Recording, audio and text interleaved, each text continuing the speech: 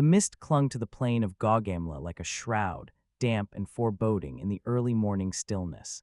Alexander stood atop a low rise, the chill seeping through his cloak.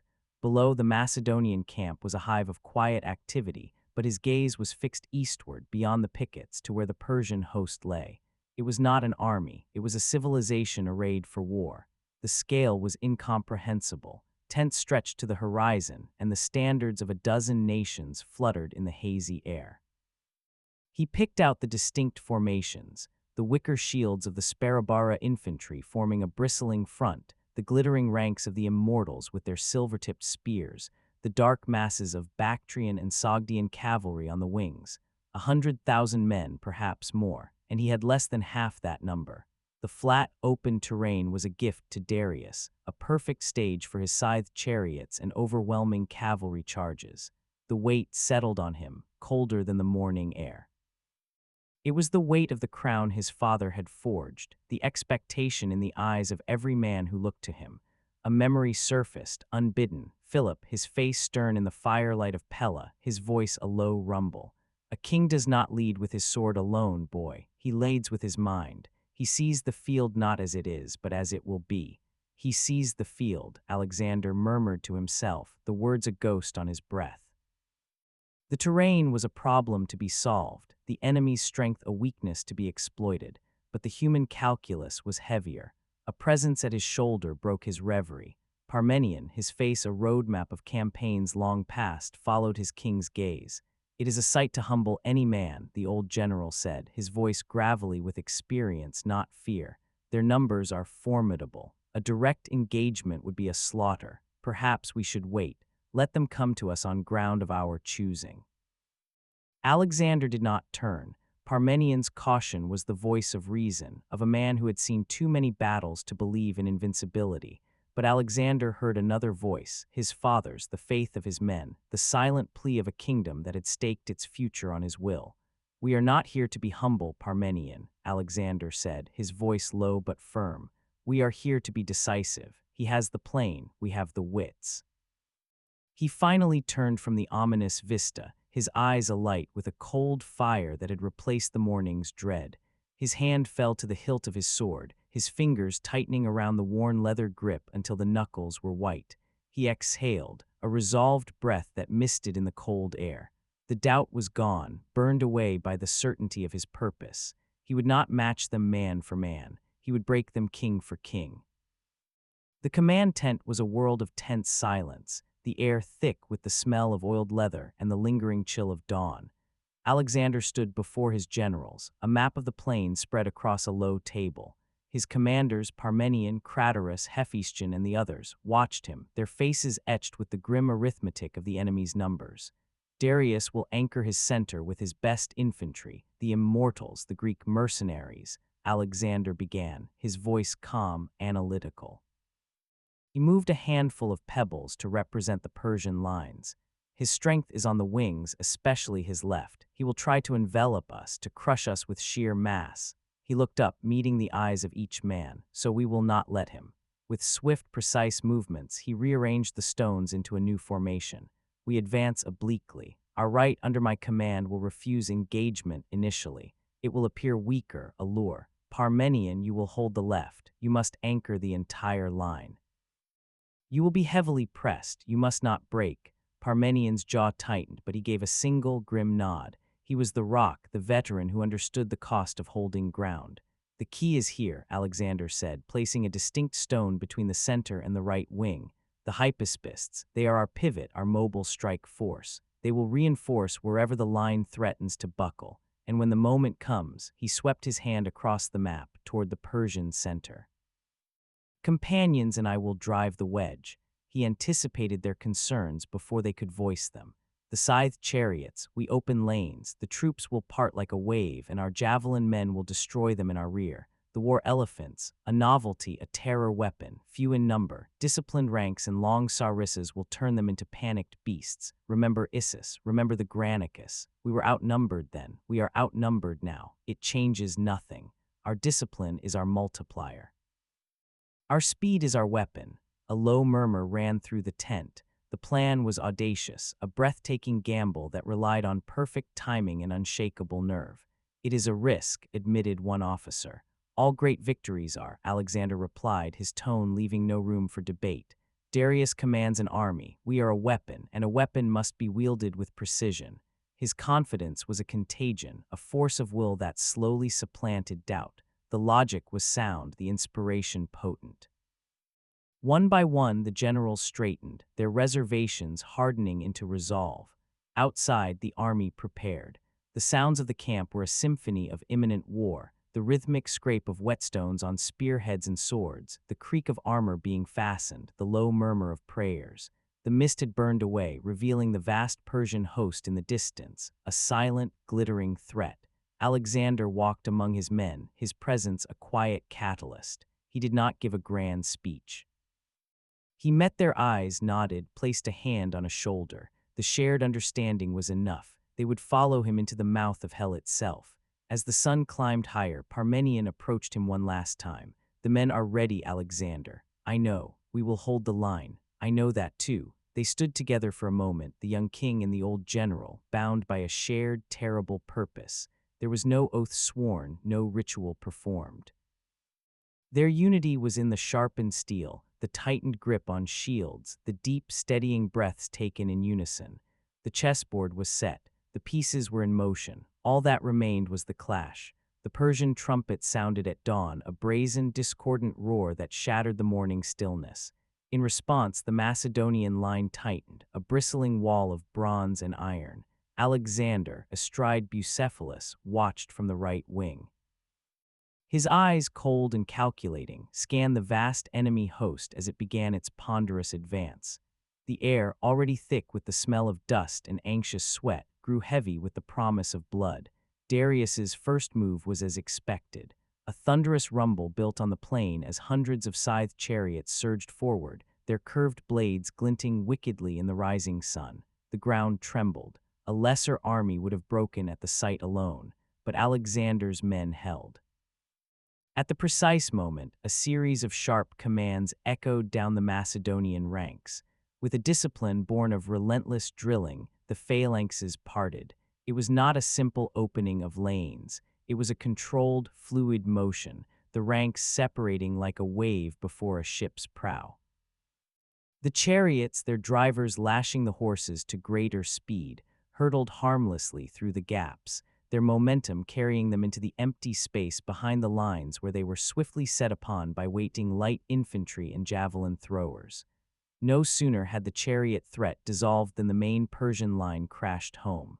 The sound was a horrific cacophony, the splintering of wood, the shriek of torn metal, and the wet, terrible crunch of bone. The Macedonian sarissas, their long iron points forming an impenetrable hedge, met the advance. Persian soldiers were skewered by the dozen, their charge breaking against the disciplined wall. The heat of the sun beat down, mixing with the choking clouds of dust kicked up by thousands of feet. Men fought with the taste of dirt and blood on their tongues, their world reduced to the few feet in front of them, to the screaming face of the enemy and the reassuring pressure of the comrade at their back. On the far left, Parmenion's situation grew desperate. Masses of Bactrian and Saka cavalry pressed his thinning line, their attacks furious and unrelenting. Parmenion, his voice hoarse from shouting, moved steadily behind his men. "Hold the line, close ranks, spears forward." His commands were not panicked cries, but the steady, grounding words of a veteran who had held against worse odds. His presence was a bulwark, and his troops, though hard-pressed, fought with a grim, disciplined fury, refusing to yield an inch. A messenger, his face pale beneath a layer of grime and blood, found Alexander. "Sire, Parmenion begs for reinforcements. The left cannot hold much longer." Alexander's gaze never wavered from the Persian center. He acknowledged the report with a slight, almost imperceptible nod. The chaos of the battle swirled around him. The screams of the dying, the deafening clash of arms, the panicked trumpeting of the few war elephants that had been brought to the field, their brief foray causing localized panic before being driven back by a storm of javelins and unwavering sarissa points. Yet amidst the storm, Alexander was an island of calm. His eyes continued their methodical scan, searching, weighing, calculating. He could feel the strain of his army, the immense pressure, but he held his elite hypaspists and the companions in check. The critical moment was not on the left. It was ahead in the heart of the Persian host. He was waiting for the seam to appear, for the flaw in the magnificent tapestry of Darius's army to reveal itself. His entire strategy, the fate of his men and his empire, hinged on his patience and his piercing gaze. Alexander's eyes, narrowed against the glare of sun on dust and bronze, never ceased their methodical sweep of the Persian center. The immense pressure on Parmenions' left flank had achieved its intended effect. In his desperation to crush the Macedonian line, Darius had overcommitted his finest troops, pulling them from the center to reinforce the assault. A gap had appeared, a subtle but fatal thinning in the ranks of the king's own guard directly before the royal chariot. It was not a random break in discipline, it was a structural weakness born of strategic error, and Alexander saw it instantly. He raised his spear, the silver tip catching the sun. A single, sharp cry tore from his throat, echoed and magnified 1,000-fold by the companions at his back. Alalalai, the ancient Macedonian war cry ripped across the plain, a sound of pure, focused violence. The wedge formation of the elite cavalry tightened, a human spearpoint aimed at the heart of the Persian Empire. Then they charged. The thunder of hooves was a physical force, a tremor that cut through the din of battle. The companions became a single, devastating entity, a wave of glittering lance points and determined faces. They hit the weakened Persian center with the force of a hammer blow. The impact was brutal and sickening. Men and horses were thrown backward, bones shattered by the momentum of the charge. Alexander was at the apex, his own lance driving deep into a guardsman's chest before shattering. He drew his sword, colic size, and fought with a fierce, terrifying grace, his eyes locked on the gilded chariot of the great king just beyond the fray. Darius saw him coming. He saw the implacable focus on the young Macedonian's face, a mask of dust and sweat and absolute resolve. He saw his own elite guards collapsing under the relentless press of the wedge, the Macedonian tide washing ever closer. The calculation of battle fled his mind, replaced by a primal, overwhelming fear. His face, moments before a mask of imperial authority, went pale. The golden scepter of command slipped from his grasp, clattering unnoticed to the blood-soaked earth. Panic, cold and absolute, seized him. "Turn around," he shrieked at his charioteer, his voice cracking with terror. "Turn around," the chariot wheeled sharply. The sight was unmistakable. The King of Kings, the ruler of the largest empire on earth, was fleeing the field. He abandoned his army, his honor, and his empire to the relentless advance of the young king from the west. The effect was instantaneous and catastrophic. A ripple of disbelief, then despair, spread through the Persian ranks like a plague. The nobles surrounding Darius, seeing their sovereign's flight, turned their own horses to follow. The news spread through the chaotic press of men, a whisper, then a shout, then a deafening cry of betrayal. "The king flees, Darius has abandoned us." The will to fight evaporated. The immense, seemingly invincible Persian army began to dissolve from the center outward. Ranks broke, men threw down their weapons and ran. Alexander's charge, once a desperate gamble, was now a rout. He drove deeper into the disintegrating Persian host, his companions cutting down all who still offered resistance. But even in the throes of victory, his mind was already shifting, his focus turning from the pursuit of a broken king to the consolidation of a hard-won field. The battle was won. The war was not yet over. The Persian collapse was total. What had been the most powerful army in the world dissolved into a terrified, leaderless mob. The cry "Darius flees" had acted like a poison, sapping the strength from every arm and the courage from every heart. The field of Gaugamela, once a meticulously arranged chessboard, was now a scene of utter chaos. Isolated pockets of resistance, a cluster of Greek mercenaries, a noble's loyal guard, were swiftly overwhelmed by the now irresistible tide of Macedonian victory. The pursuit was merciless but brief. Alexander's priority was order, not slaughter. He reined in Bucephalus, the great stallion's sides heaving, its coat lathered with sweat and streaked with other men's blood. his first thought was for Parmenion. Wheeling about, Alexander led a contingent of his companions back across the torn and littered ground toward the beleaguered left flank. The sight that greeted him was one of exhausted triumph. Parmenion's men, bloodied and bone-weary, still stood in their ranks, their sarissas now pointing at the sky instead of at an enemy. The old general himself was directing the securing of prisoners and the tending of the wounded. As Alexander approached, Parmenion looked up.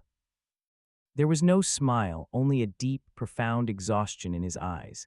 He offered his king a single, slow nod. It was not a gesture of celebration, but of grim acknowledgement. They had held, they had won. The scale of the victory began to reveal itself as the dust settled. Macedonian losses were shockingly light, a testament to discipline and the genius of their king's plan. The Persian losses, however, were catastrophic. Thousands lay dead and dying across the plain, their colorful robes and glittering armor now just part of the horrific landscape. The air, once filled with the clamor of battle, was now heavy with the moans of the wounded and the buzzing of flies. The spoils were beyond comprehension. The royal tent of Darius was captured intact, a city of silk and gold within a city of war. Inside, Alexander found the tangible symbols of his triumph. The king's magnificent bow inlaid with ivory, his personal chariot, and chests overflowing with gold and silver coin. Though Darius's family had been captured after Issus, their symbolic weight still hung heavy in the air. The great king had been defeated so utterly that he had fled even the reminders of his own power. His men brought him the prizes, their faces alight with a plunderer's joy. They cheered him, hoisting their spears and chanting his name. Alexander, Alexander. The sound washed over him, but it felt distant. He accepted the bow of Darius, its weight familiar in his hand, yet it felt heavier than any weapon he had ever carried. The crown he had contemplated at dawn was heavier now, not lighter. He had mastered Asia in a single day, but with that mastery came the immense, terrifying responsibility of governing it. The euphoria of the charge was gone, replaced by the cold clarity of the morning after. He walked through the camp, past rows of his wounded soldiers. One, a young hypaspist with a bandaged head, struggled to his feet as the king passed. "We did it, sire," the man rasped, his eyes shining with unwavering faith. Alexander placed a hand on his shoulder, a gesture that felt inadequate. "Rest," he said, his voice quiet. "You have earned it." As dusk began to paint the sky in hues of violet and gold, Alexander found a moment of solitude. He looked out across the plain, now littered with the detritus of his ambition. The horizon to the east was endless, a vast, unknown expanse that stretched toward India and the ends of the known world. Gaugamela had changed everything. It had broken an empire and forged a legend. But as Alexander stood there, the cheers of his men a fading echo, he felt not the thrill of conquest, but the profound, isolating weight of the endless road ahead. The victory was complete. The war, he knew, was forever.